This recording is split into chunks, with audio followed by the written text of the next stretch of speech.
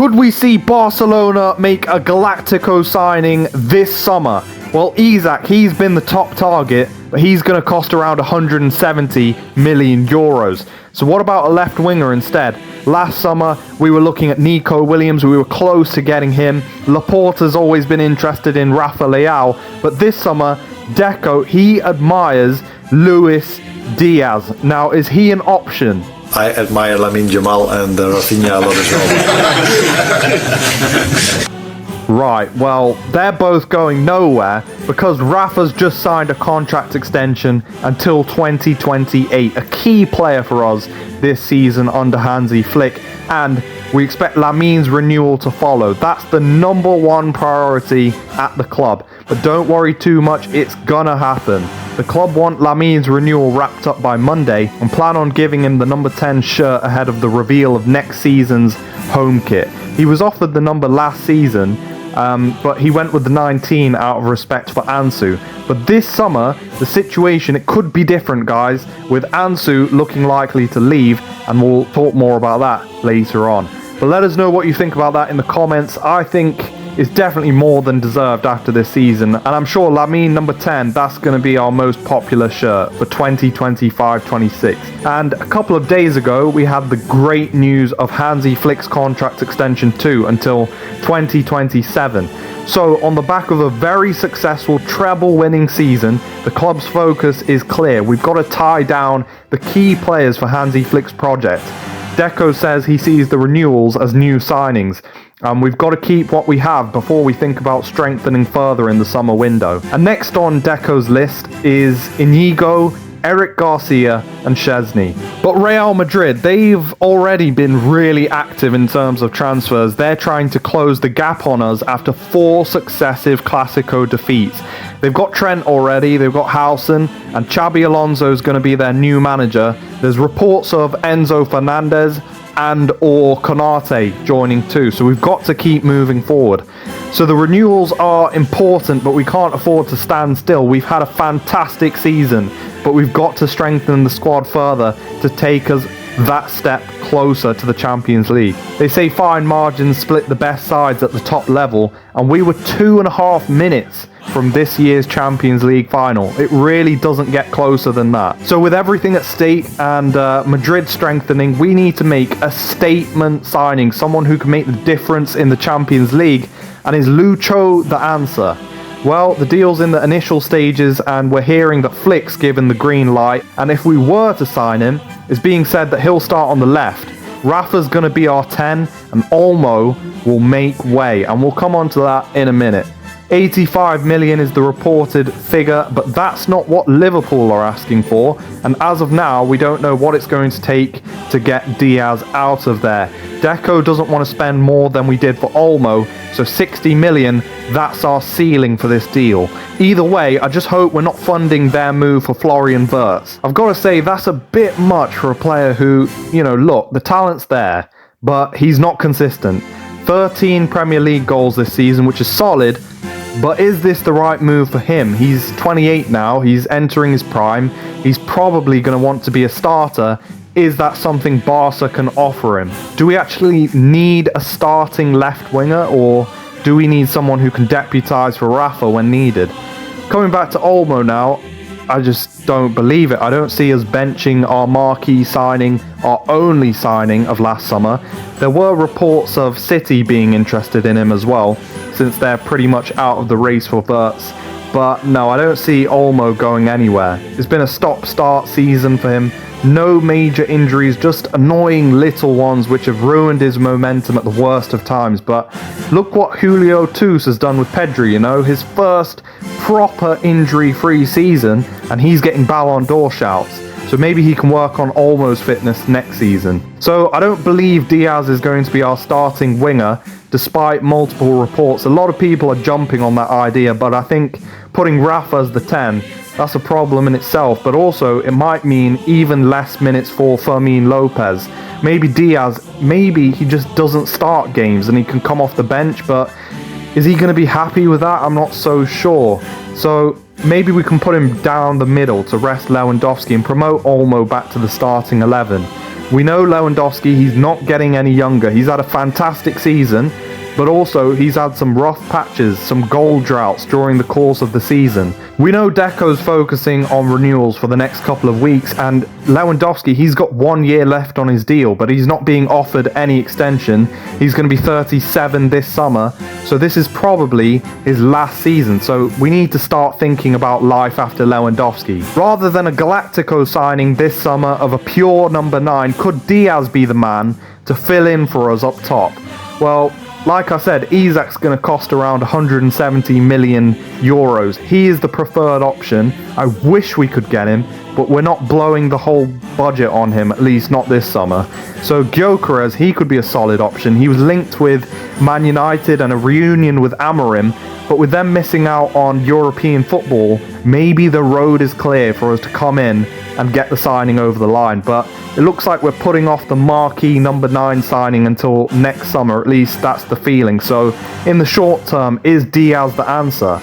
Well, Deco's already said that Hansi Flick can play Firmino or Olmo as the false 9. They offer something different to Lewandowski when they've played there towards the latter end of this season, dropping nice and deep into midfield positions, picking up the ball and driving forward.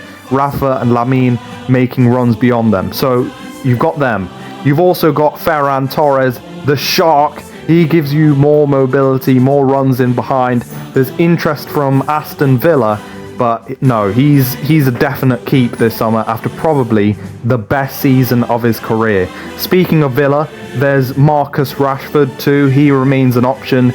It's a long summer, so although things have cooled down, he'll definitely be linked with us again. You can count on it. And he's done alright at Villa, to be fair to him.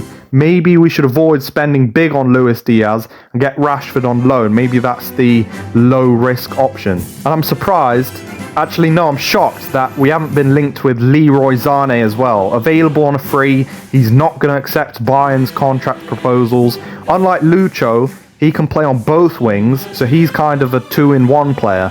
Of course, Hansi Flick's managed him with Bayern and with Germany.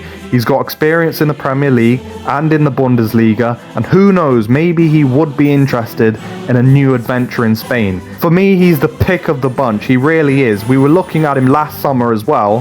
Definitely one to keep an eye on. The point is, Diaz is probably, for me, not the right man for the job.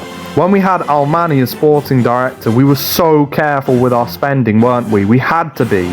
In many ways, he laid the foundations for future transfer windows by improving the squad with quality, whilst also improving the financial situation. And with all these Diaz rumours, Deco's come under fire within the Barcelona fan base. Remember, this is the guy who spent over 40 million euros on Vitor Roque less than 2 years ago, and how did that end up? We've just got to calm down a bit and take calculated risks in the market. But having said that, I really wouldn't be surprised if we see Diaz playing for us next season. Let's see what happens on that one. One player who probably won't be at Barca next season, it's Ansu Fati, guys. He's not in Flick's plans, and he's been left out in the cold pretty much all season. But on him, the breaking news is that Monaco, they're really interested in signing him. The deal's moving quickly. Ansu's happy with the move to France, and it's going to be a loan with an option to buy, plus a sell-on clause included for us there. By the time you're watching this, the deal might even be confirmed. That's how fast things are moving, and I think it's a great move for him to go to a Champions League club. It's a big deal. Hopefully he takes his chance and rediscovers the talent we know he has, because he just needs regular football. We can't offer him that.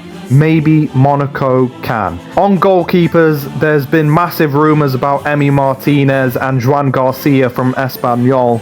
Well, Ter Stegen, he's come back, hasn't he? And Deco wants to keep him. And Nagelsmann says he's going to be Germany's number 1. He's not been great, put it that way. Moving on to Szczesny, and it all depends on him really. He's got a 1-year extension on the table. We just have to wait and see what he decides. But it's being reported that if he does stay, he wants to be the second choice. He doesn't want to be our starting goalkeeper. And with Iñaki, well, he's been really unsettled since the turn of the year. He looks to be on his way out. Deco says another goalkeeper signing might be needed. So Emi Martinez, he might be playing his last game for Villa on Sunday. He's potentially available for around 40 million euros. And as for Joan Garcia, he's got a 15 million release clause. Yep, 15 million if Espanyol get relegated this weekend.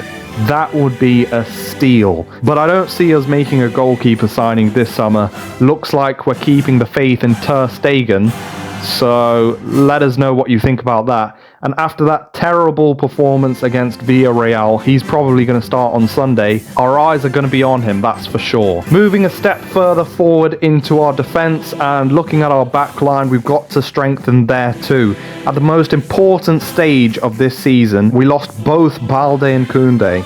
From an attacking point of view, Eric Garcia and Gerard Martin, they were exceptional against Inter, but defensively we struggled, especially on the left. And we were linked with Ratiu of Rayo Vallecano, but that news has gone cold recently. And also Deco says we're no longer looking at fullbacks, which is interesting.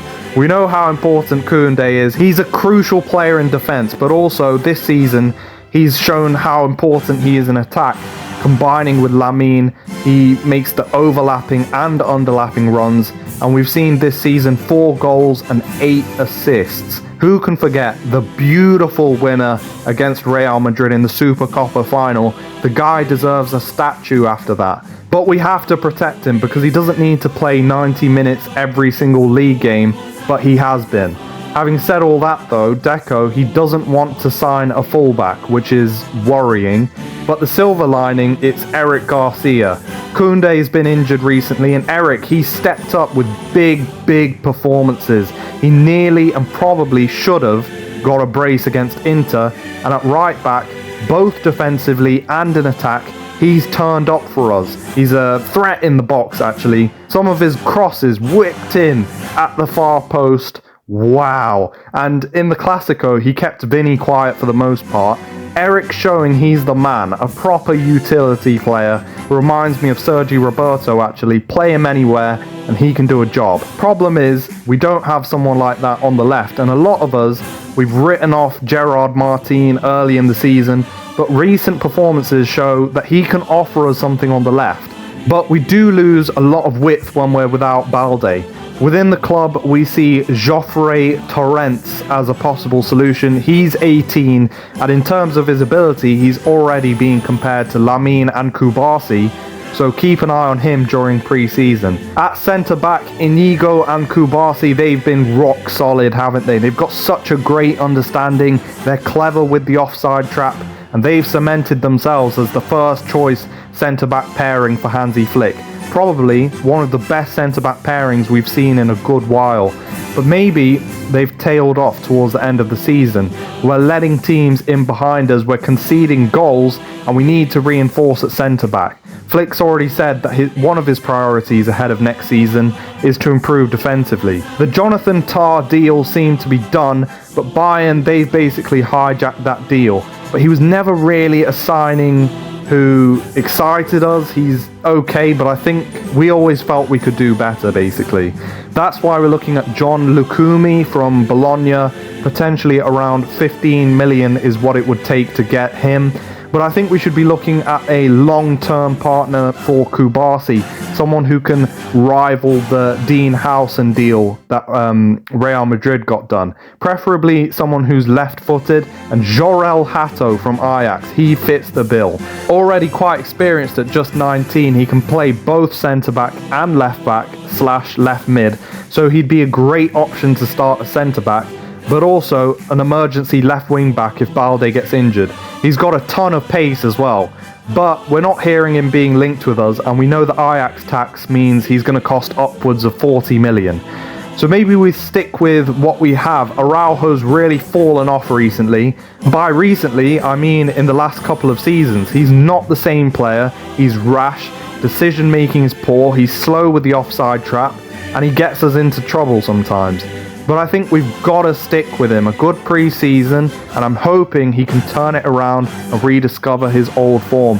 Deco wants to keep him, and he'll probably stay unless somebody pays the 65 million release clause, which is probably quite possible.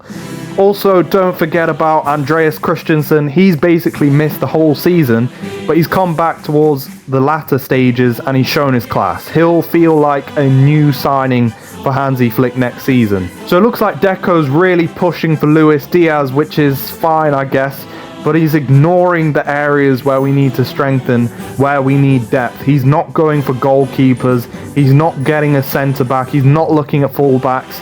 Signing a number 9 is pretty much off the table unless we get Gyökeres. So it's a strange transfer plan, really. Diaz, he's the number 1 target. But if he does come, well, we didn't want Olmo last season, did we? It's the same situation, but look at what Flick's got out of him. Maybe he can surprise us with Diaz too. So let us know your thoughts on everything we've discussed here today, guys. Diaz, Isak, Gyökeres, Ter Stegen, Araujo staying, Ansu leaving, no big signings at fullback, the renewals, Lamine with the number 10, and enjoy our last game of the season on Sunday against Athletic Club. Hopefully we can get a good result to cap off a fantastic first season for Hansi Flick, treble winning season for Hansi Flick, and we're looking forward to next season, that's for sure.